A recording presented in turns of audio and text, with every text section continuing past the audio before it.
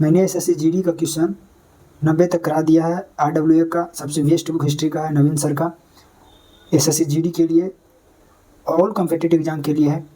इससे बाहर हिस्ट्री से क्वेश्चन कहीं नहीं जाएगा। विश्वास रखो इस बुक पर। बस वीडियो को अंत तक जरूर देखना। कौन सा मौर्य भारतीय सम्राट अपने शिलालेख और स्तंभों के लिए प्रसिद्ध था? तो अशोक था। यहाँ देख लेते हैं थोड़ा सा। सम्राट अशोक के विहित यानी बड़ा शिलालेखों की संख्या 14 है। दीर्घ स्तंभ लेखों की संख्या 7 है।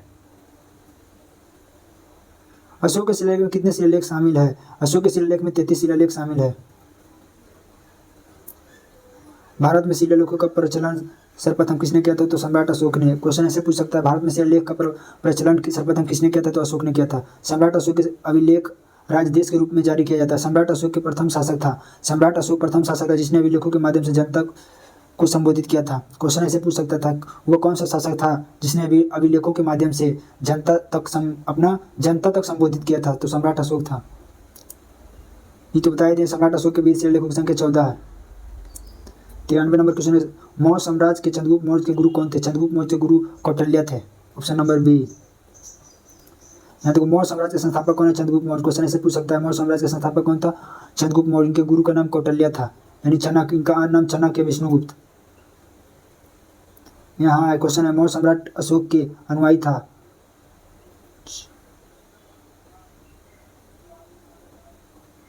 मतलब अशोक सम्राट थे कौन धर्म के अनुयायी थे? तो ये बौद्ध धर्म के थे। अशोक का राज्याभिषेक 269 ईसा पूर्व में हुआ था। क्वेश्चन ऐसे पूछ सकता है, अशोक का राज्याभिषेक कब हुआ था? 269 ईसा पूर्व में। अशोक ने अपने राज्य अभिषेक में 8वें वर्ष 261 ईसा पूर्व में कलिंग पर आक्रमण किया था। क्वेश्चन पूछ सकता है कि अशोक ने राज्याभिषेक के 8वें वर्ष की कहाँ पर सबसे पहले आक्रमण किया था? तो मतलब आक्रमण किया तो कलिंग में। कब किया था? तो 261 ईसा पूर्व में। कई में अभिषेक राज्याभिषेक पर? तो 8वें। अशोक को देवना प्रिय या प्रियदर्शी या देवताओं का प्रिय उपनाम से भी जाना जाता है। पूछे क्वेश्चन ऐसे पूछ सकता है, देवना प्रिय या प्रियदर्शी किन्हें कहा जाता है? अशोक को। देवताओं का प्रिय किन्हें माना जाता है? किस सम्राट? ऐसे क्वेश्चन पूछ सकता है कि देवताओं का प्रिय किन्हें कहा जाता है? अशोक को। ऐसे भी क्वेश्चन घुमा सकता है, अशोक का उपनाम क्या है? तो देवताओं का प्रिय ऑप्शन में रख सकता है, या देवना प्रिय या प्रियदर्शी, इनमें से दोनों में से कोई रख सकता है। भारत में मौर्य साम्राज्य की स्थापना 322 ईसा पूर्व में हुई थी और इसकी राजधानी पाटलिपुत्र थी, जिसे अब किस नाम से जाना जाता है? अब इसे पटना के नाम से जाना जाता है। वह अंतिम मौर्य राजा कौन था जिसका हत्या उसके प्रधान यानी सेनापति ने की थी, जिसके परिणाम स्वरूप शुंग वंश की स्थापना हुआ था? तो बृहदर्थ था।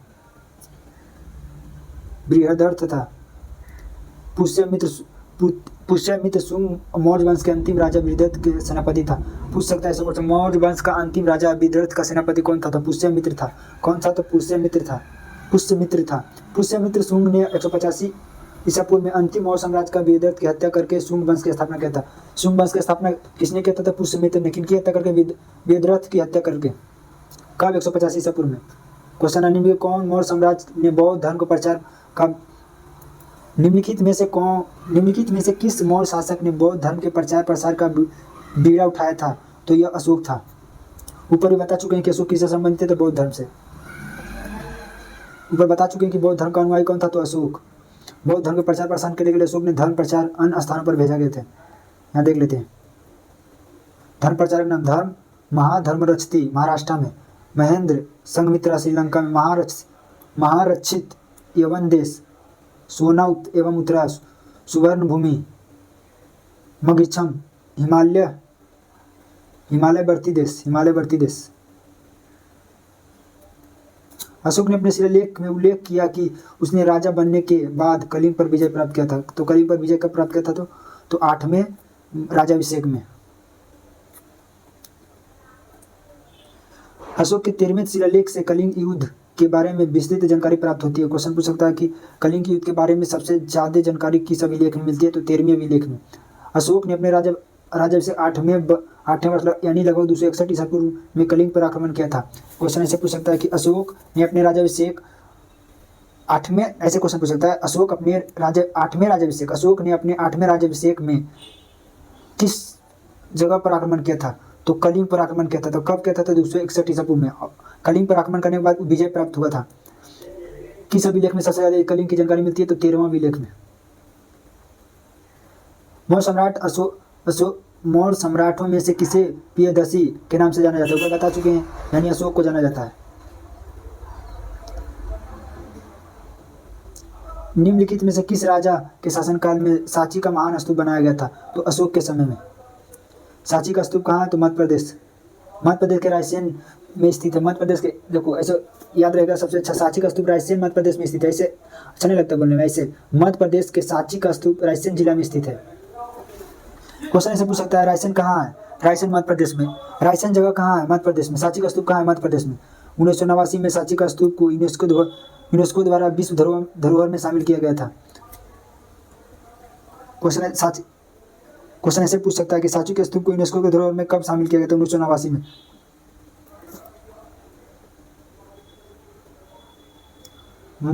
मौर्य शासक अशोक की मृत्यु कब हुई थी? मौर्य शासक अशोक की मृत्यु 232 ईसा पूर्व में हुई थी। मौर्य सम्राट किस राजा सम्राट ने युद्ध जीतने के बाद विजय का त्याग कर दिया था? अशोक ने। अशोक के कलिंग युद्ध में हुए नरसंहार विचलित होकर युद्ध की नीति को त्याग दिया था। अशोक ने कलिंग के युद्ध में इतनी हत्या किए थे, इतनी हत्या हुए थे, इसलिए उनका एक बच्चा को देखकर उनका मन विचलित हो गया कि हिंसा करना अच्छा बात नहीं है, इसलिए उसने बौद्ध धर्म को अपना लिया।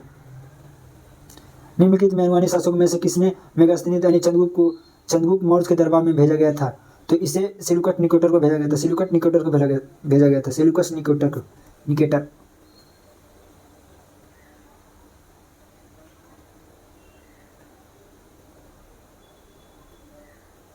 मौर्य की राजधानी पाटलिपुत्रा की यात्रा करने वाला यूनानी दूत निम्नलिखित में से कौन था जिसका वेदांत मौर्य काल का एक प्रमुख स्रोत था? तो मेगास्थनीज। मेगास्थनीज की एक पुस्तक है इंडिका। मेगास्थनी ने अपनी भारत प्रवास के दौरान इंडिका नामक ग्रंथ लिखा था। मेगास्थनी ने भारतीय समाज को 7 जातियों में विभाजित किया था: दार्शनिक, किसान, अहीर, शिल्पकार और कारीगर, सैनिक, योद्धा, निरीक्षक और सभासद। किस यूनानी राजदूत ने चंद्रगुप्त मौर्य के दरबार में अपनी यात्रा के दौरान अपने अवलोकनों को लिपिबद्ध किया? तो यह मेगास्थनीज था। यूनानी शासक सेल्यूकस निकेटर ने अपनी राजदूत मेगास्थनीज मौर्य शासक चंद्रगुप्त मौर्य के दरबार में भेजा था। मेगास्थनी ने दरबार में काफी समय तक व्यतीत किया था। पूछ सकता है ऐसे कि मेगास्थनीज किसका राजदूत था? तो सेल्यूकस निकेटर का राजदूत था। ऐसे भी क्वेश्चन पूछा था, सेल्यूकस निकेटर का राजदूत कौन था? मेगास्थनीज। किसके दरबार में भेजा गया था? तो चंद्रगुप्त मौर्य के दरबार में। शुंग वंश के भारत में शुंग वंश के संस्थापक कौन था? पुष्यमित्र। शुंग वंश के संस्थापक वेदरथ को मारकर पुष्यमित्र ने बना था। शुंग वंश का संस्थापक पुष्यमित्र था। शुंग वंश का अंतिम शासक देवभूत था। शुंग वंश का अंतिम शासक कौन था? देवभूत था। शुंग वंश का शासनकाल 185 से लेकर 75 ईसा पूर्व तक रहा था।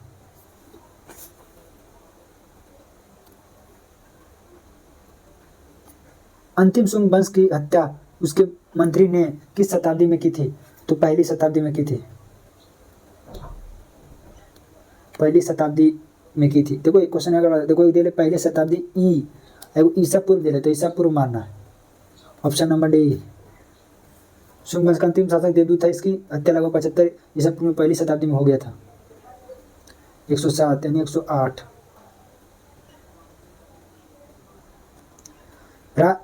कौन सा राजवंश मौर्य साम्राज्य का उत्तराधिकारी था? तो शुंग। पुष्यमित्र शुंग ने 185 ईसा पूर्व में अंतिम मौर्य सम्राट विदत की हत्या करके शुंग वंश का संस्थापक किया था। शुंग वंश ने अपनी लगभग 110 वर्ष तक शासन किया था। अंतिम शुंग शासक की मृत्यु के बाद कण्व वंश की स्थापना किसने किया था? वासुदेव ने किया था। शुंग वंश का अंतिम शासक देवदूत था। 75 ईसा पूर्व में इसके मंत्री वासुदेव ने करके कण्व वंश की नींव डाली थी। इसके मंत्री वासुदेव ने करके कण्व वंश की नींव डाली थी। कण्वों ने लगभग 45 वर्षों तक शासन किया था। कण्व वंश के निम्नलिखित अंतर्गत 3 आते हैं। वासुदेव, भूमिमित्र, नारायण, सुस्मरण।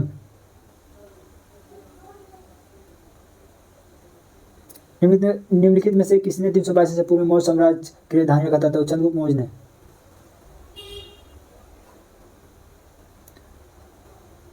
यहाँ क्वेश्चन, मौर्य साम्राज्य की स्थापना कब हुआ था? 322 से पूछ सकता है। चंद्रगुप्त मौर्य ने अपने गुरु चनक की सहायता से नंद वंश के अंतिम शासक घनानंद को पराजित किया था। पूछ सकता है क्वेश्चन ऐसे कि चंद्रगुप्त मौर्य ने अपने गुरु चनक की सहायता से नंद वंश के चंद्रगुप्त मौर्य ने किनकी सहायता से घनानंद को पराजित किया था? तो चाणक्य। भारत में सातवाहन वंश का संस्थापक निम्नलिखित में कौन सा? सातवाहन का संस्थापक सीमुख था। सातवाहन वंश का संस्थापक कौन था? सीमुख था। सातवाहन की राजधानी पैठान या प्रतिष्ठान था। सातवाहन वंश की राजकीय भाषा प्राकृत भाषा थी। सातवाहन भारत की एक शक्तिशाली राजवंश था। दक्षिण का सातवाहन का संस्थापक सीमुख था। सातवाहन प्रथम यशस्वी शासक सातकर्णी प्रथम था। सातवाहन वंश का सबसे महान शासक गौतमीपुत्र था। गौतमीपुत्र सातकर्णी था। सातवंश का शासक मूल क्षेत्र कहाँ था? महाराष्ट्र था, आंध्रा, कर्नाटक, दक्षिण भारत के क्षेत्र में था। भारत स्तोत्र में किस ईरान मूल के समूह को शक पहलव के नाम से जाना जाता है? तो पार्थियन। भारत पार्थियन लोगों को मूल निवास स्थान ईरान था। पूछ सकते हैं पार्थियन लोगों का मूल निवास कहाँ था? तो ईरान था। पश्चिमोत्तर भारत में शकों के अधिपत्य के बाद पार्थियन लोगों का अधिपत्य हुआ। भारत में पार्थियन साम्राज्य वास्तविक संस्थापक किन्हें माना जाता है? मिथ्रेडेट्स प्रथम को माना जाता है। ये क्वेश्चन पूछ सकता है, पूरा चांस है। भारत में पार्थियन साम्राज्य का वास्तविक संस्थापक किन्हें माना जाता है? मिथ्रेडेट्स प्रथम को 171 से लेकर 130 ईसा पूर्व तक माना जाता है। भारत में पार्थियन साम्राज्य का वास्तविक संस्थापक किन्हें माना जाता है? तो मिथ्रेड्स प्रथम को माना जाता है 171 से लेकर 130 ईसा पूर्व तक। पहली शताब्दी ईसा पूर्व में उत्तर पश्चिम भारत में तक्षशिला के आसपास किस समूह के लोग बस गए थे? तो कुषाण। भारत में कुषाण वंश का संस्थापक कुजुल कनिष्क था। कनिष्क कुषाण वंश का महानतम शासक था। कुषाण वंश का महानतम शासक कौन था? कनिष्क। कुषाण वंश का महानतम शासक कौन था? तो कनिष्क। भारत में कुषाण वंश का संस्थापक किन्हें माना जाता है? कुजुल कड़फिसिस को माना जाता है। भारत में कुषाण वंश का वास्तविक संस्थापक किन्हें माना जाता है? कुजुल कड़फिसिस को माना जाता है। भीमडस्फिसिस भारत के भीमकड़फिस को भारत में कुषाण शक्ति का वास्तविक संस्थापक माना जाता है। भारत में कुषाण शक्ति का वास्तविक संस्थापक किन्हें माना जाता है? भीमकड़फिस को माना जाता है। भीमकड़फिस को माना जाता है। भारत में कुषाण शक्ति का वास्तविक संस्थापक किन्हें माना जाता है? तो भीमकड़फिस को माना जाता है। इसने सिंधु नदी पार करके तक्षशिला पंजाब पर अपना अधिकार कर लिया। प्रसिद्ध शासक कनिष्क वंश के था। तो कुषाण वंश के था। कुषाण वंश के अन्य प्रमुख शासक कौन था? भीमकड़फिस था, जो वास्तविक संस्थापक माना जाता था। कुजुल ये पहला स्थापना किया था। वासिष्क वासुदेव।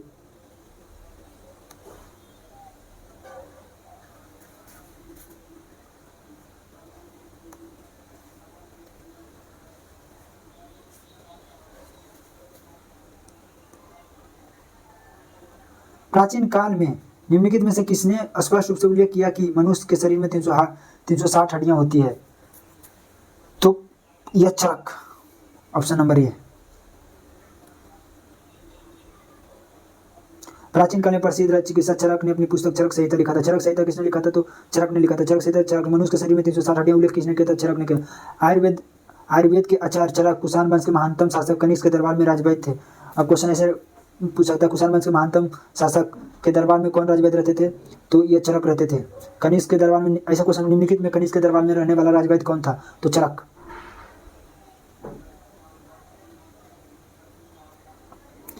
मौर्य के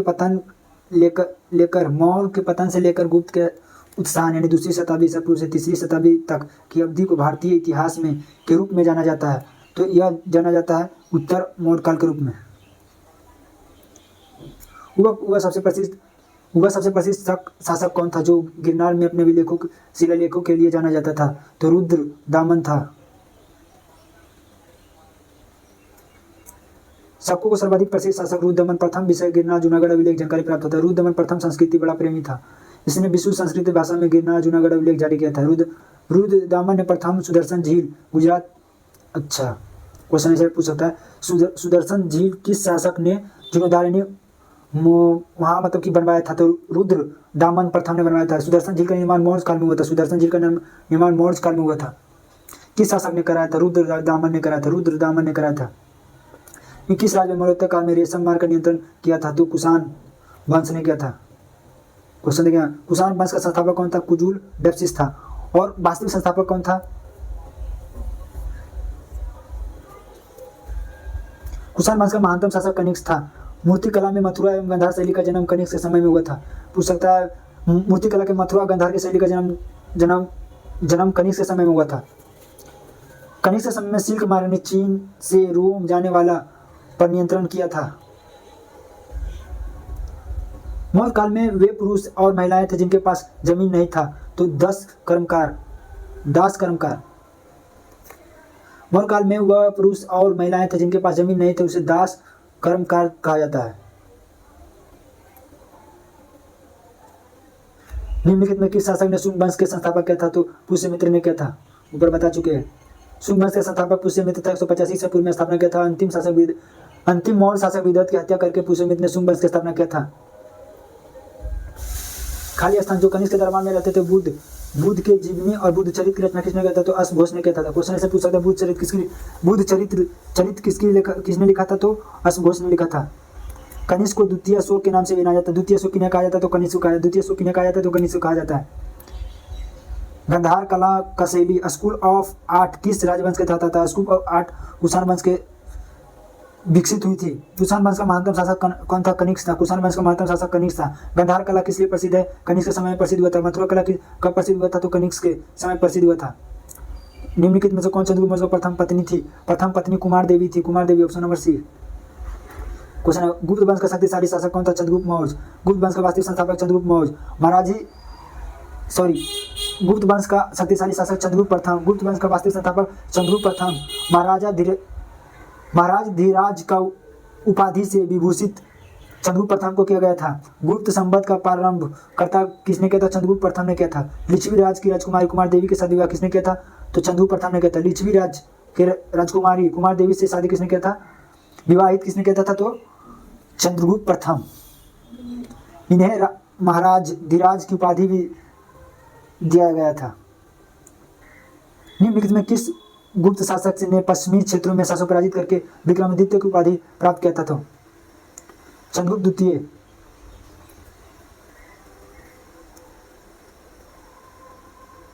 ये क्वेश्चन है, महाराजी धीराज किन्हें कहा जाता है? चंद्रगुप्त प्रथम को कहा जाता है। हर्षवर्धन द्वारा कितने संस्कृत नाटक लिखे गए हैं? तो 3। हर्षवर्धन द्वारा कितने संस्कृत नाटक लिखे गए? 3। पहला है प्रियदर्शी का रत्नावली नागानंद। क्वेश्चन ऐसे पूछ सकता है कि प्रियदर्शी किनका नाटक रचना है? तो हर्षवर्धन का। रत्नावली किनकी है? तो हर्षवर्धन का। नागानंद किसने है? तो हर्षवर्धन का। ये बहुत ज़्यादा फेमस क्वेश्चन है। प्रियदर्शी का, रत्नावली, नागानंद किनकी पुस्तक है? तो हर्षवर्धन का। कौन सी पुस्तक? संस्कृत की नाटकों की पुस्तक है। गुप्त वंश के साथ समुद्रगुप्त की प्रशंसा में निम्नलिखित में से प्रयाग, प्रस्थ या इलाहाबाद स्तंभ की रचयिता कौन थे? हरिसेन। हरिसेन द्वारा रचित प्रयाग प्रस्थ में गुप्त शासक चंद्रगुप्त मौर्य ने संपूर्ण पृथ्वी को विचित करने वाला बताया था। मौखरियों के किस राजा ने दावा किया कि उसने प्रवर्तिवाद के गुप्तों को हराया था? तो सर्ववर्मन ने कराया था।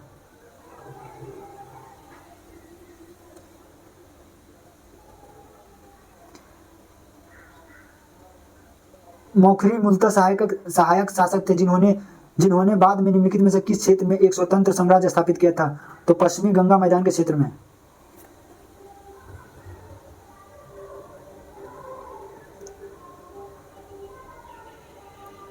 मौखरियों ने पूर्ववर्ती गुप्तों के बराबरी करने के लिए किस उपाधि के अनुकरण किया था? तो यह महाराज धीराज की उपाधि किन्हें दिया? महाराजा धीराज की उपाधि किन्हें दिया गया था? तो चंद्रगुप्त प्रथम को दिया गया था। चंद्रगुप्त प्रथम को दिया गया। किन्हें दिया गया? तो चंद्रगुप्त प्रथम को दिया गया था। चंद्रगुप्त प्रथम को दिया गया था।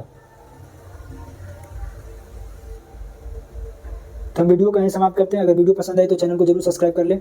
हम नेक्स्ट पार्ट लाएंगे 131वां नंबर क्वेश्चन से